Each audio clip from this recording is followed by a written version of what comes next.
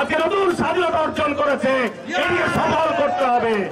গ্রামে গ্রামে শহরে বন্দরে আজকে আমাদের ক্রীড়াকে ছড়িয়ে দিতে হবে। ক্রীড়া হচ্ছে বাংলাদেশের পতাকাকে সারা বিশ্বে বহন করে। দিয়ার আর আগের মতো ধুলাবালির দিয়ার নাই। দিয়ার এখন রাস্তায়, দিয়ার এখন আলোকিত, দিয়ার এখন আনাচে কানাচে বিদ্যুৎ পৌঁছে গেছে, আনাচে কানাচে পাকা রাস্তা হয়ে গেছে। এটি একমাত্র সম্ভব হয়েছে এবং খালেদা জিয়া পদ্মা নদীর ভাঙন থেকে এই এলাকাকে রক্ষার জন্য যে বাঁধ নির্মাণ করে দিয়েছিলেন, তার সুফল আজকে এলাকাবাসী আমরা পাবো।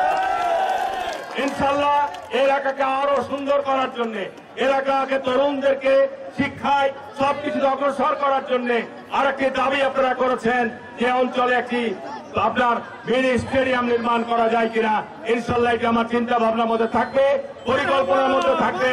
আমরা চেষ্টা করব যে আপনার এই অঞ্চলে একটি নতুন মিনি স্টেডিয়াম নির্মাণ করে দিয়ে এলাকার ক্রীড়াবিদদের খেলাধুলার পথকে আরো সুগম করে দেবেন ইনশাল্লাহ।